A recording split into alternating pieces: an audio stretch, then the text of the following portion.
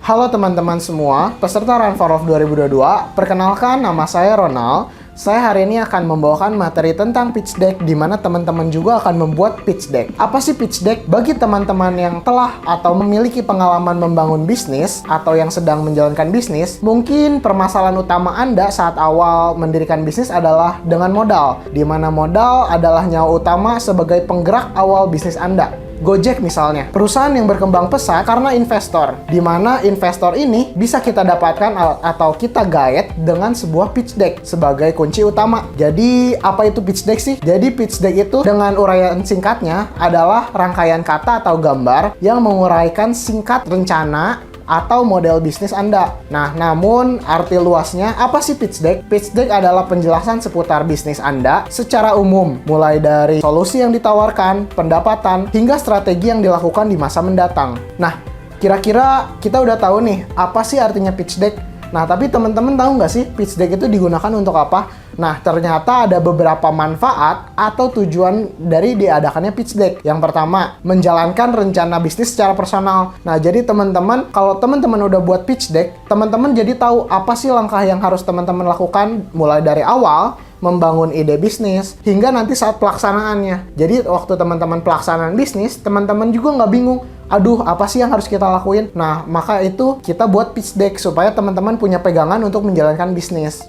Yang kedua, mendapatkan investasi. Jadi, di mana kita tahu pitch deck ini adalah sebuah rangkaian kata singkat atau gambar singkat, di mana teman-teman bisa tawarkan kepada seorang investor. Jadi, teman-teman dapat suntikan modal awal untuk menjalankan sebuah bisnis. Lalu, yang ketiga, membuka peluang kerjasama, mitra, ataupun membangun sebuah tim. Nah, jadi teman-teman bisa menjelaskan nih, dari pitch deck tersebut, teman-teman tuh punya visi A, misi A.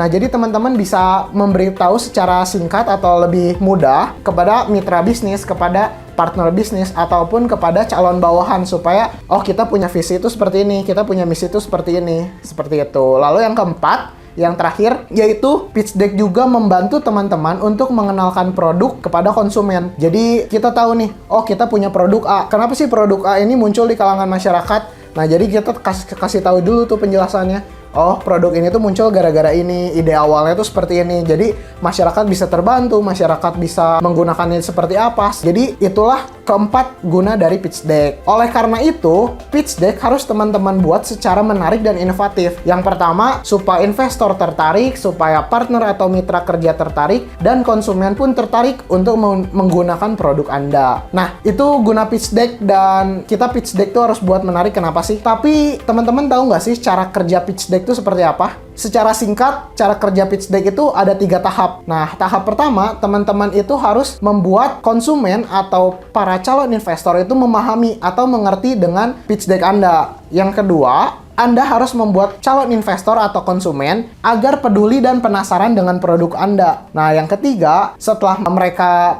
merasa penasaran, mereka merasa peduli, barulah kita akan membuat mereka bertindak. Bertindaknya bisa menjadi menyuntik modal ataupun bisa membeli produk Anda. Apa sih pitch deck tuh rangkaiannya seperti apa, atau apa sih isinya pitch deck? Isinya pitch deck itu terbagi menjadi 10. Yang pertama itu title atau judul bisnis Anda. Misalnya Kravel made by siapa, atau misalkan Gojek. Nah, itu adalah salah satu judul atau nama bisnis yang akan Anda jalankan. Itu yang pertama. Yang kedua, yaitu problem atau permasalahan. Problem atau permasalahan adalah kronologi permasalahan yang berkaitan dengan bisnis Anda. Lalu yang ketiga ada solusi. Solusi adalah jawaban atas problem yang Anda telah uraikan. Nah, lalu produk adalah sebuah produk yang menjawab dari problem, solution, dan apa yang Anda bisa tawarkan. Yang kelima, ada market size, yaitu target pasar dengan data yang aktual yang kita bisa teliti atau kita data. Lalu yang keenam, ada kompetitor. Kompetitor adalah di mana kita tahu adalah kompetitor dalam bisnis atau bidang yang serupa. Lalu ketujuh, ada differentiation, atau perbedaan atau kelebihan perusahaan Anda dibandingkan kompetitor yang tadi. Lalu yang ke-8 ada tim. Mengapa sih harus tim kalian yang mengeksekusi ide bisnis ini? Lalu yang ke-9 ada marketing plan. Marketing plan adalah rencana pemasaran bisnis Anda. Lalu yang ke-10 ada financial projection, di mana ini berkaitan dengan financial, yaitu gambaran perkembangan keuangan bisnis Anda dalam periode waktu. Nah, kita muncul ke segmen yang pertama atau bagian pertama, yaitu problem, solution, dan product. Problem. Apa sih problem? Problem itu adalah permasalahan atau keresahan yang terjadi di sekitar kita. Nah, permasalahan ini harus dialami oleh banyak orang atau dirasakan banyak orang, sehingga permasalahan tersebut relate dengan calon konsumen. Karena permasalahan ini akan menentukan market atau target market, seberapa besar sih produk kita bakal digunakan atau dibutuhkan oleh orang-orang. Namun, suatu problem harus dimengerti secara sepenuhnya oleh tim, sehingga kita dapat menarik benang merahnya dan kita dapat menarik kesimpulannya sebelum kita mencari solusi di tahap selanjutnya. Problem yang tidak matang akan menciptakan solusi yang tidak sesuai harapan, karena solusi yang baik akan menciptakan produk yang terus dicari oleh orang-orang atau konsumen. Nah, mengapa sih problem penting? Problem penting karena kita tahu, dan banyak juga contoh nyatanya, bisnis yang menyelesaikan suatu masalah adalah bisnis yang akan sustain atau cepat bertumbuh di masa mendatang. Teman-teman udah tahu nih pentingnya problem, apa artinya problem, tapi bagaimana sih cara menemukan problem? Nah, identifikasi untuk menemukan problem yaitu adalah aktivitas atau kegiatan yang rutin dilakukan oleh masyarakat umum. Misalnya mulai dari aktivitas sehari-hari, aktivitas pekerjaan, aktivitas sekolah, ataupun aktivitas di rumah. Nah, teman-teman bisa cari permasalahan atau amati dari kegiatan tersebut. Nah, dengan permasalahan yang ada, mungkin sudah ada solusi atau belum ada solusi. Nah, dari permasalahan tersebut, jika sudah ada solusi, teman-teman juga bisa amati terlebih lanjut. Misalnya, solusi yang udah ada untuk menjawab permasalahan itu ternyata kurang efektif. Nah, di situ teman-teman juga punya celah untuk membuat sebuah ide bisnis atau sebuah problem.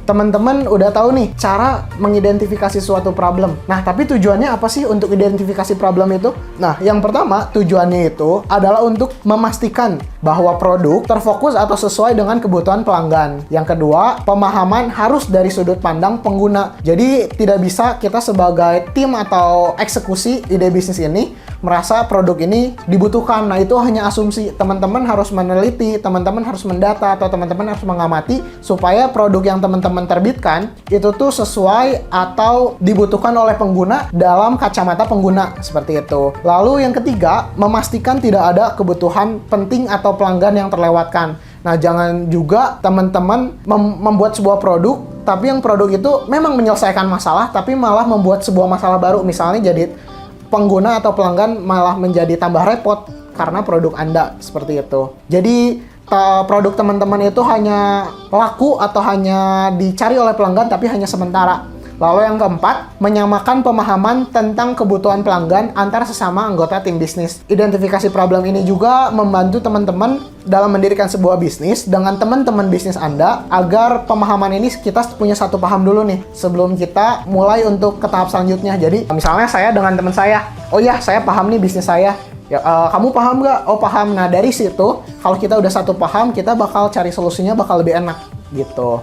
Lalu yang terakhir adalah untuk mengembangkan solusi atau konsep produk bisnis. Nah, selanjutnya gimana sih teman-teman supaya mendapatkan data problem yang tepat? Yang pertama, mengumpulkan data-data yang baik atau akurat dari pengalaman anggota tim maupun pengalaman konsumen. Nah, itu kita bisa mulai dengan caranya FGD atau Focus Group Discuss, di mana teman-teman satu tim itu bisa berdiskusi kira-kira problem yang terjadi atau relate dengan saya apa sih? Dialami nggak sih sama teman-teman yang lain gitu? Ataupun dengan wawancara, teman-teman bisa langsung terjun langsung ke konsumen ataupun pengamatan, seperti itu. Lalu yang kedua, ada menafsirkan data tersebut ke dalam kebutuhan konsumen. Misalnya dari problem yang ada atau masalah yang ada, ternyata kebutuhannya tuh apa sih? Kita bisa tarik dari masalah, misalnya kita ada mengalami 3 masalah, ternyata masalah A, masalah B, masalah C. Ternyata sumbernya tuh cuma satu kebutuhan.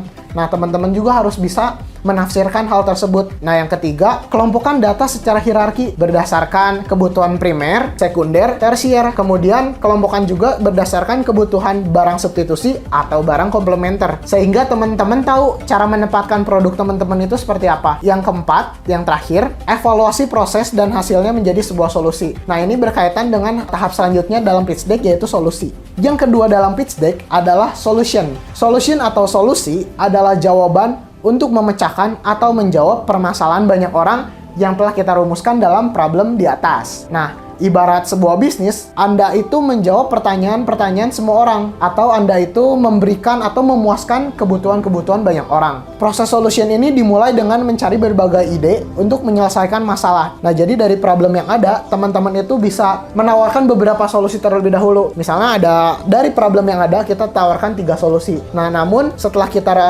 rundingkan bareng-bareng dengan teman bisnis atau kita renungkan sendiri, nah kita bisa tarik salah satu solusi yang menurut teman-teman cukup yakin atau bisa menjawab problem tersebut. Nah, maka dari itu, teman-teman juga perlu memahami problem dengan tepat supaya sebelum Anda memberikan solusi, Anda itu benar-benar paham tentang problem tersebut. Nah, saat Anda mulai berpikir tentang solusi, Anda bisa berpikir secara out of the box untuk mengidentifikasi solusi tersebut akan permasalahan. Terdapat juga berbagai langkah atau teknik untuk menghasilkan ide. Nah, teman-teman untuk mengidentifikasi masalah sebenarnya ada beberapa cara, mulai dari brainstorm, brainwrite, worst possible idea, scamper, FGD, dan metode lainnya. Penting untuk teman-teman mendapatkan ide atau solusi masalah sebanyak mungkin pada tahap ini untuk menemukan solusi terbaik. Jadi seperti yang tadi saya bilang, kita boleh cari beberapa solusi untuk permasalahan. Nah, namun dari beberapa solusi itu, dengan banyak pilihan tersebut, teman-teman bisa menemukan salah satu solusi yang terbaik. Solusi ini teman-teman cukup sertakan dengan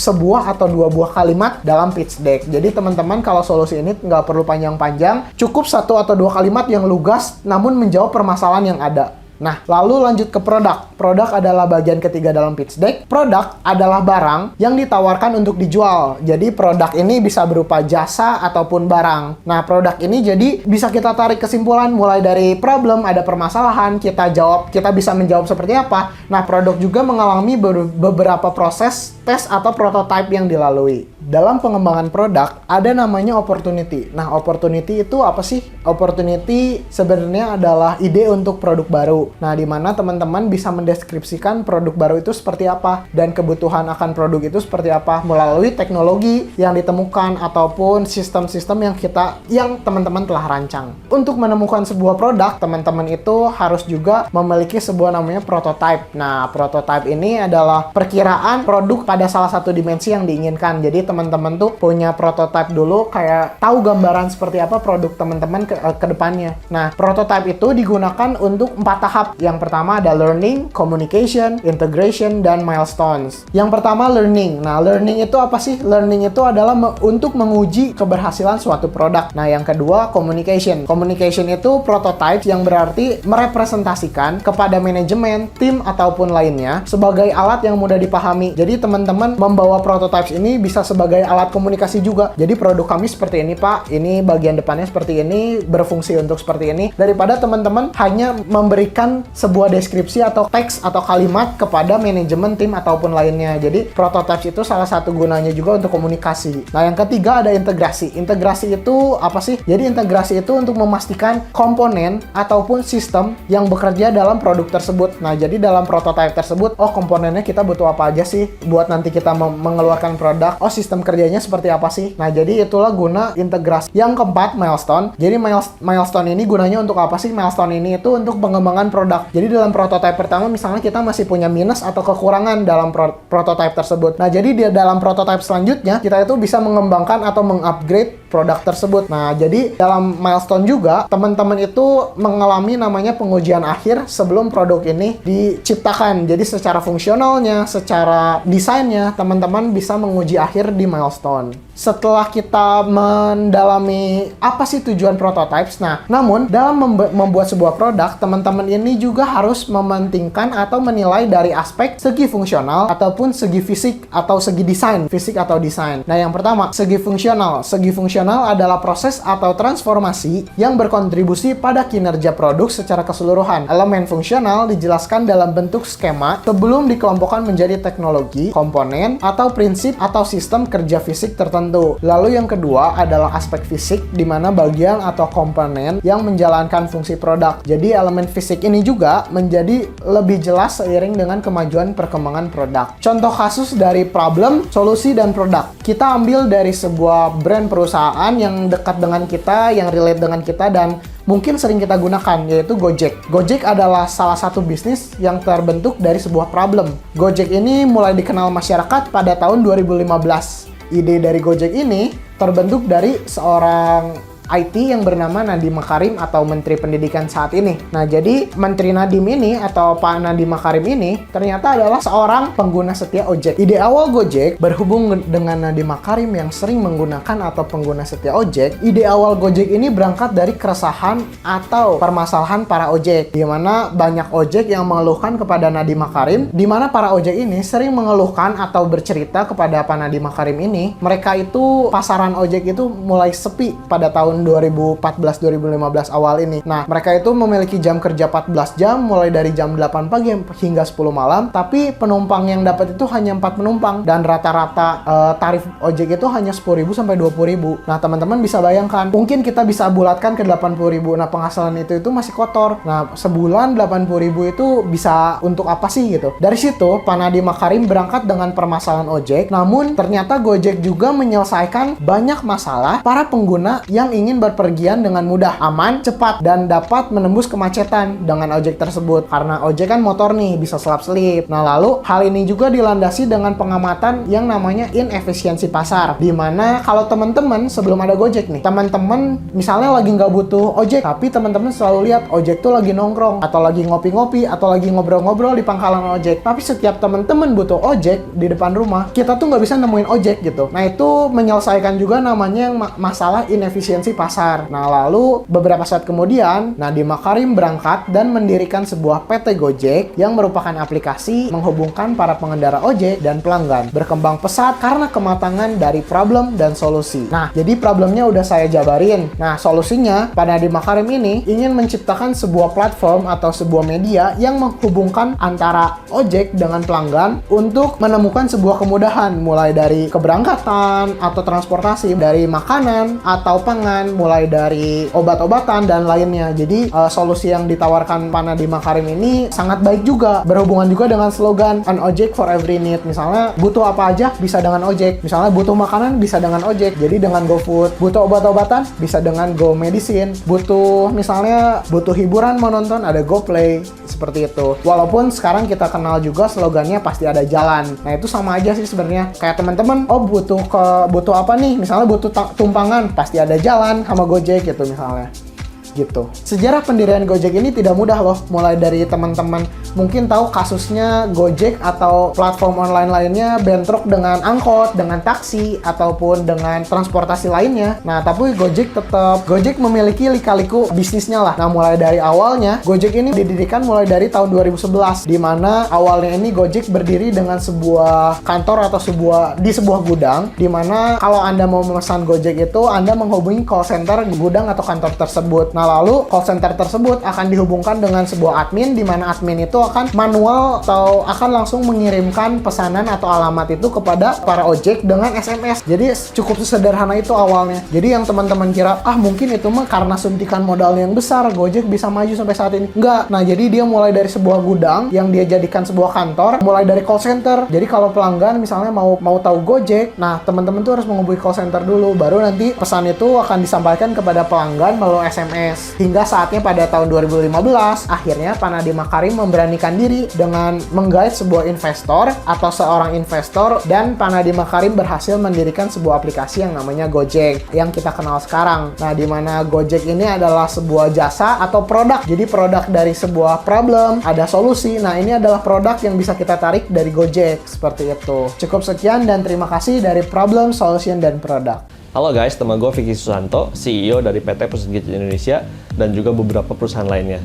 Dan advisor untuk beberapa perusahaan, industri yang saya related adalah gadget dan electronics, skincare, F&B franchising, dan investment company.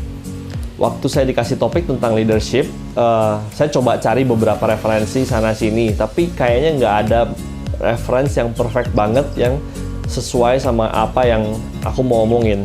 Jadi akhirnya aku nggak bikin slide apa-apa.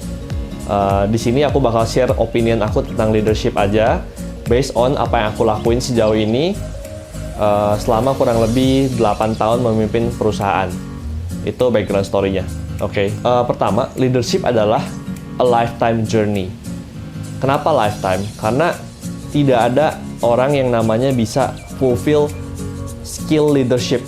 Misalkan kalau kamu mungkin belajar bahasa Chinese, bahasa Mandarin, ya kamu bisa bahasa Mandarin dan kamu bisa kamu udah bisa kuasai semuanya. Tapi in leadership itu selalu evolving dan selalu berubah, caranya berubah, gayanya berubah, dan selalu ada ilmu baru yang harus kamu pelajari terus. That's why leadership is a lifetime journey. Dan kalau di kasus aku sendiri, dulu aku memimpin cuma 2 orang, udah gitu berlanjut sampai 4 orang, lanjut 12 orang, 20, 50 orang, sampai sekarang hampir 100 orang. Leadership-nya juga beda-beda caranya. Jadi kita harus terus upgrade skill leadership kita. Leadership style itu juga nggak untuk semua orang. Jadi kalau misalnya kalian tahu, mungkin ada yang namanya leadership, ada yang namanya leader, ada yang namanya boss. Semua orang selalu membandingkan kamu harus jadi leader, nggak boleh jadi boss. Tapi kalau menurut saya, sometimes kamu harus become a boss, karena leadership is not for everyone. Salah satu contoh kasusnya, mungkin ada staff-staff kalian atau misalkan tim kalian yang memang nggak bisa untuk leader, nggak bisa untuk dibantu untuk nge-lead. Jadi harus diajarin terus dari awal, step by stepnya harus dibikinin sama kalian. Yaitu berarti kalian act sebagai boss gitu loh.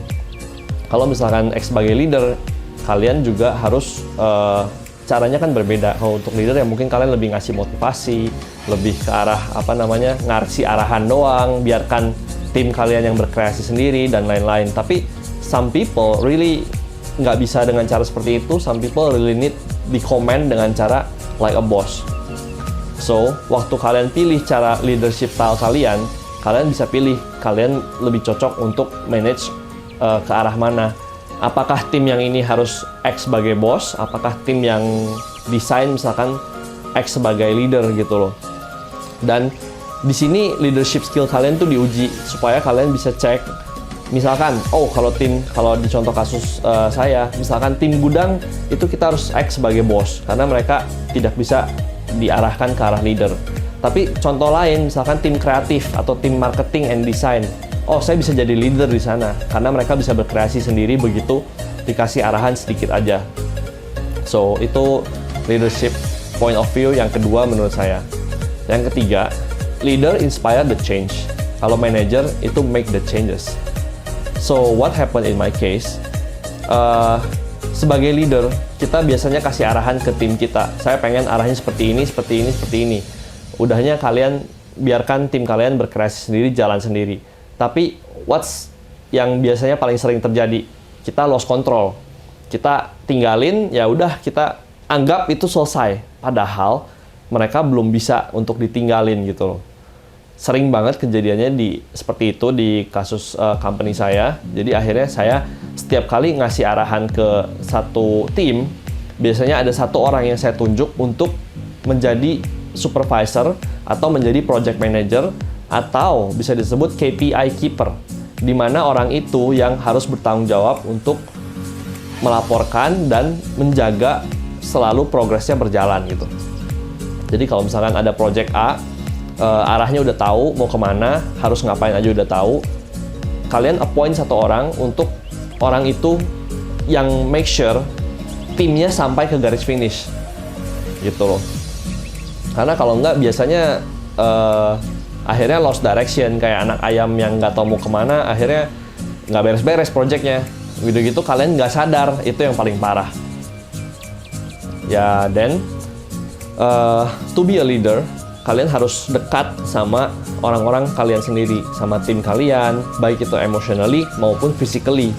Karena leader is inspire kan, as I said before, leader inspire the change. Jadi kalian bukan seperti bos yang nyuruh A atau nyuruh B gitu, tapi kalian lebih ke arah, let's do this, let's do that. Makanya kalau di kasus saya bangun trust dengan tim itu lama banget, bahkan tim saya yang dari pertama kali saya bikin perusahaan sampai sekarang pun masih ada, dan orang-orang itu yang sekarang saya percayain untuk menjadi leader dari tim-tim saya. Saya dekat secara mereka, secara emotionally, secara physically. Saya juga ada curhat, saya juga ada sering ngumpul bareng dulu ya. Ini waktu proses untuk membuat mereka menjadi leader, gitu loh. Jadi kita sering pergi bareng, sering diskusi bareng, sering semuanya kita lakuin bareng-bareng sampai poin dimana saya percaya mereka bisa jalan sendiri.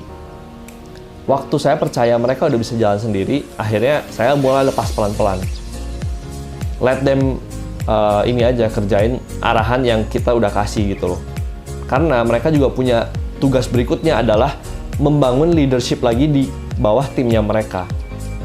Jadi kalau sekarang mungkin saya udah nggak terlalu engage secara physically sama all the team leader, tapi kita masih ada kumpul sekali-sekali. Kayak kemarin saya sempat bawa tim kita ke Bali juga untuk jalan bareng, untuk align lagi visi misinya. Tapi ya udah, setelah itu saya udah kasih arahan, mereka juga bakal kasih arahan lagi ke tim-tim di bawahnya. So, in my opinion, leaders create another leader. Itu yang paling penting supaya company kalian, tas-tasnya kalian semuanya bisa jalan terus ke bawah gitu. Jadi bisa ada continue-nya. Okay. Next. Itu tadi beberapa konsep tentang leadership yang saya jalanin dan saya rasa saya rasa it's quite good gitu. Dan next is apa yang saya lakuin di tim saya sendiri. Tadi ada beberapa udah saya kasih contoh. What I gonna tell next is like my practical. Jadi biasanya di setiap situasi apapun atau kondisi apapun, gue selalu tanya manajer gue dulu. Misalkan ada yang minta pendapat, Pak, ini gimana ya, situasinya seperti ini, kondisinya seperti ini. Menurut Bapak harus gimana? When I got asked that question, actually gue bakal tanya balik, menurut kamu gimana? Gitu. Jadi biarkan, ya ini bedanya juga kalau misalnya aku bisa aja langsung kasih tahu solusinya, bisa langsung kasih tahu apa yang harus dilakuin, tapi aku nggak lakuin itu. Biasanya aku bakal tanya, menurut kamu gimana? Dan apa yang harus kamu lakukan? Supaya mereka juga terbiasa untuk menghadapi hal-hal yang di luar normal ya. Karena kan selalu ada aja situasi lah, kondisi apa, kejadian, let's say customer complain atau apa, kan beda-beda. Jadi let them think first gitu. Setelah mereka kasih point of view-nya, ya kalau udah bener, kalau udah sesuai dengan yang kita pengen, ya udah just approve aja dan kasih tahu aja next time pola pikir kamu udah benar, ya udah keep doing that. Kamu encourage gitu. Jadi kamu kalau memang udah sesuai sama apa yang kamu pengen, yang menurut kamu baik, ya encourage balik. Ya, you're doing good, you're doing a good job. Oke, continue aja, nggak apa-apa. Next time maybe lu nggak usah ask, kamu lakuin itu juga udah bagus gitu. Kalau misalkan kurang tepat atau masih kurang bagus, biasanya I will share my point of view. Jadi kalau misalkan menurut situasi dia seperti ini, harusnya seperti itu. Tapi menurutku enggak, kayaknya lebih baik kalau kamu lakuin yang ini, yang B. Tapi in the end, aku tetap kasih mereka yang bikin keputusan. So biasanya aku bakal recap setiap kali ada masalah atau ada discussion. Jadi menurut kamu seperti ini, menurut aku seperti itu. Kamu pilih yang mana aja yang menurut kamu baik. Tapi be responsible of that decision. Jadi kalau misalkan udah decide pakai jalan dia, misalkan apapun yang terjadi setelahnya, ya kamu harus tanggung jawab sendiri gitu. Tapi kalau misalkan pakai jalan yang aku, tetap harus kamu yang tanggung jawab. Karena itu udah kamu pikirin dulu sebelumnya mana yang lebih baik. So I let them take responsibility in that. In every condition, as long as nggak fatal. As long as nggak ya skalanya nggak sampai bikin company down atau apa gitu loh. Jadi kita latih dari yang kecil-kecil sampai tas yang gede-gede nantinya. Oke. Ini masuk ke poin kedua gue adalah ya I let my manager make decision. Jadi gue biarkan mereka untuk bikin kesalahan, nggak apa-apa.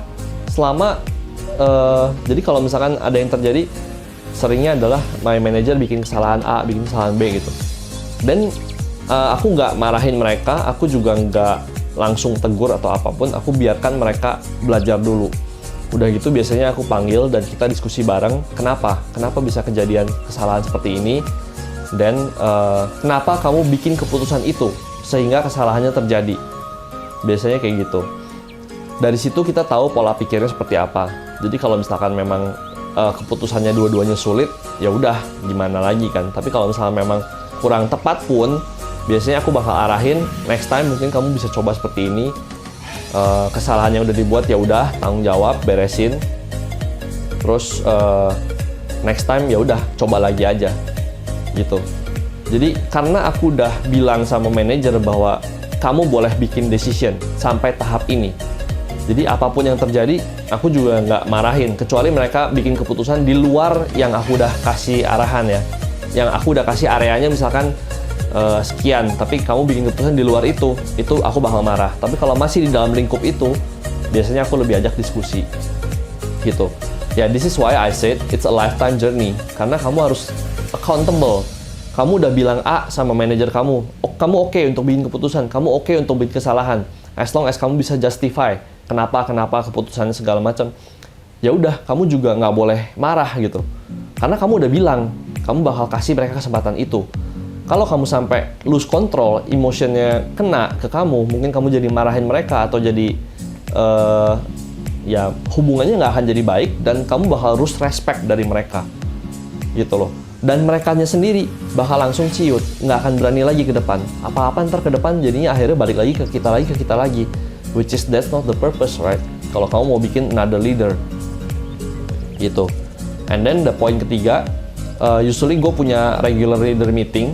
Jadi semua business unit kita dikumpulin setiap mungkin 2 atau 3 bulan sekali. Kita kumpul bareng-bareng lagi, kita samain lagi visinya. Biasanya yang ada meetingnya juga yang very strict. Jadi bukan ngobrol ngalor ngidul nggak jelas, tapi lebih ke arah updates. Departemennya ngapain aja, terus ada kendalanya apa, langsung problem solving. Gimana cara solusinya. Biasanya mereka juga udah punya solusinya sendiri, tapi nanti didiskusiin rame-rame supaya kalau misalnya kurang tepat nanti kita coba arahin, kalau udah betul ya udah jalankan, gitu. Balik lagi, regular leader meeting penting karena untuk samain visinya lagi, balik lagi itu supaya kita tahu kita mau bawa kemana perusahaannya, gitu. Oke, dan ini yang lumayan susah tapi gue juga masih selalu belajar untuk jalanin. When you become a leader, you need to be positive all the time. Jadi being positive all the time, biasanya contoh kasusnya kalau misalkan lagi ada sales business unit aku yang turun banget, lagi drop banget nih misalkan bulan ini. Biasanya leadernya kan bakal down. Jadi what I do usually, aku udah tahu karena ini sales lagi drop parah, timnya pasti down. Biasanya aku bakal mikirin dulu atau aku udah pelajari duluan situasinya kenapa. Kenapa salesnya bisa drop parah? Apakah dari sisi eksternal atau dari sisi internal? Kalau eksternal itu contohnya memang pasarannya lagi sepi, ekonomi globalnya kurang bagus, dan lain-lain. Kalau misalnya dari sisi internal, mungkin timnya lagi capek atau kerjanya kurang maksimal, dan lain-lain. Nah, aku udah pelajari itunya dulu, dan udah gitu, aku bakal coba pikirin beberapa solusi yang udah aku siapin. Udah gitu, biasa aku panggil tim leadernya, dan kita udah diskusi kenapa. Nah, disinilah yang aku bilang positive all the time. Jadi waktu dia datang dengan segala kesulitannya, kesusahannya, dan lagi down-nya, kita udah siapin next step yang bisa dikerjain untuk coba naikin sales-nya gitu loh. Itu namanya support positif secara mental. Karena ya as always kan, koin tuh selalu punya dua sisi. Sisi yang negatif sama sisi positif. Jadi what we do, kita harus lihat dari sisi positif dan try to inspire the change tadi. Gitu. Then in last things, ya biasanya kalau misalkan I try to be mindful of myself selalu kalau misalkan meeting, kalau misalkan discussion meeting atau team leader meeting ataupun apapun yang berhubungan sama tim aku nggak respon to curhat. Jadi kalau udah arahnya udah mulai ke curhat, masalah yang inilah yang nggak ada hubungannya, aku bakal cut di situ. Sorry, I got to cut, tapi ini udah bukan berhubungan sama yang kita ada masalah gitu loh. Jadi lebih ke arah problem solver, lebih ke arah ayo apa yang kita bisa lakuin kalau udah kayak gini, gitu. Ya udah, kurang lebih gitu aja sih buat leadership. Thank you for your time guys.